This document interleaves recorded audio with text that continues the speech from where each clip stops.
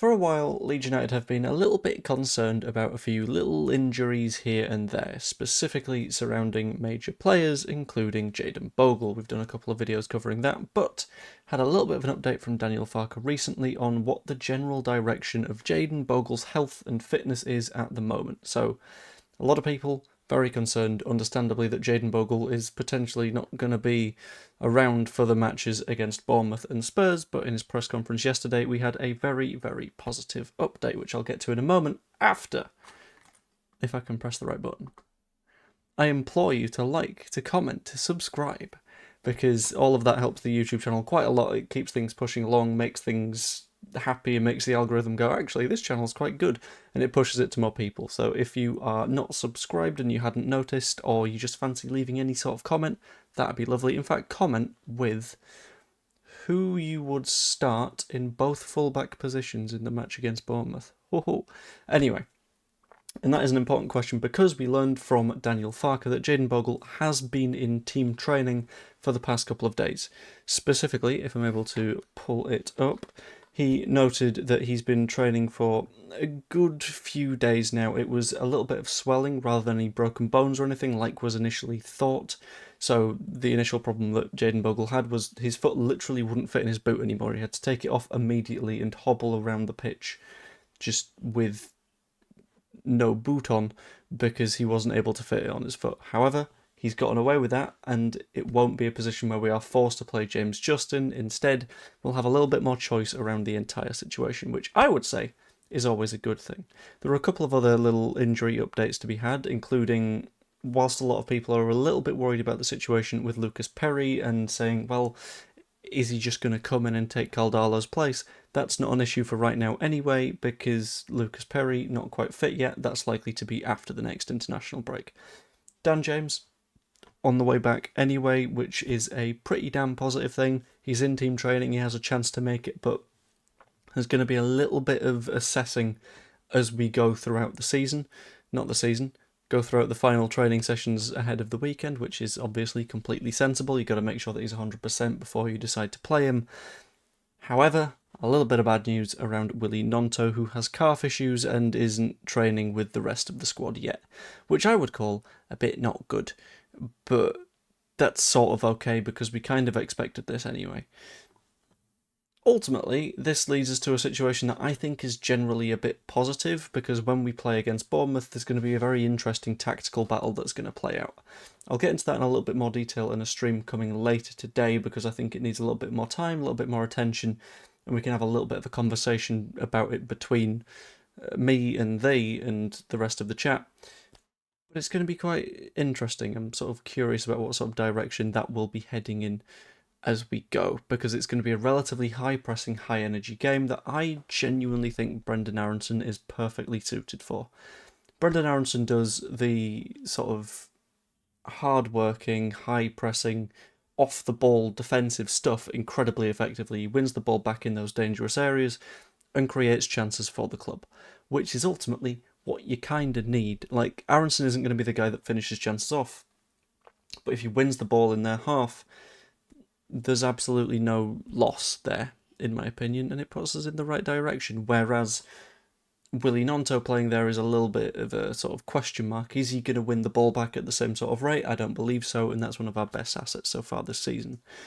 And importantly, there's the Jayden Bogle thing, because for me, and I know a lot of people might disagree, and I know that for some reason SofaScore disagrees quite heavily, because it's got him as our worst player so far this season, Jayden Bogle is one of our most crucial parts of this machine, because down the right-hand side, especially when we've got Brendan Aronson playing, it doesn't look too fantastic in terms of attacking stuff if Jayden Bogle isn't doing that work, because he's very good on an overlap. He's always going around the outside of Brendan Aronson and saying, look, if you can't take on this man, put it around the outside, play it to me, and I will find that cross.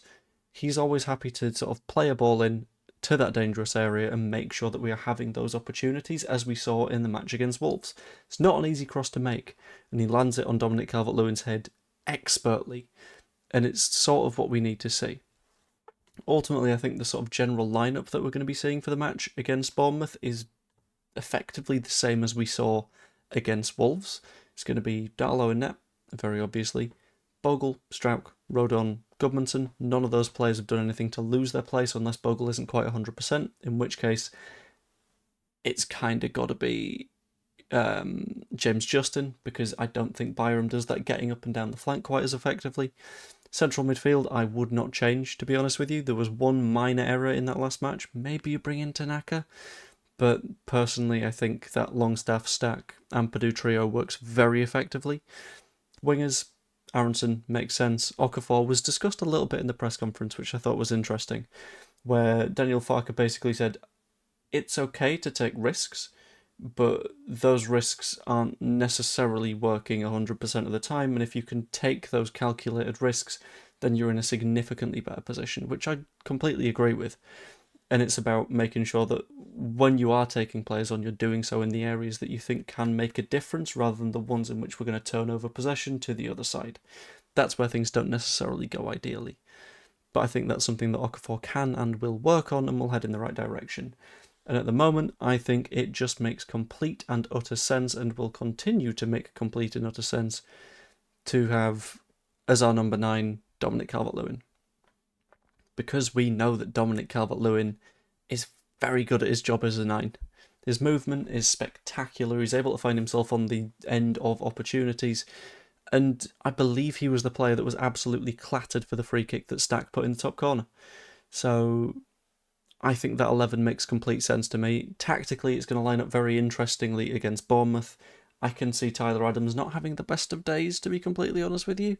He's going to be a little bit of a victim, especially to players that were at Leeds United when he left. I can see maybe Brendan Aronson being like, oh my god, it's Tyler. I love Tyler. Don't do that, Brendan. Don't fall for it. You're better than that. Look after yourself and your image, rather than looking after Tyler Adams. And ultimately, I think it'll end up looking a pretty interesting match. This was a little bit of team news, so I hope you enjoyed. If you did, pop a like on the video, subscribe if you haven't yet, become a channel member if you fancy as well. It's $2.99 a month, and you get various bits of early videos and stuff like that. And I'm really looking forward to the live stream later, where we'll discuss tactical stuff. I'll do my predictions for the match, and ultimately we will see how we are feeling. And I'm feeling kind of good, but let me know what you think the score is going to be down below. That would be massively appreciated, and I'll put those together, and I'll have a little bit of a think on it going forward, and take a little bit of a examine when I'm doing the stream later, and it'll be a good time and all that kind of stuff. And also go to footballcontentawards.com/voting and vote All Leeds TV and the Leeds United View for various categories, because that'd be quite important and lovely and all that kind of stuff. Anyway, hope you all enjoyed, and I will see you all later. Toodaloo.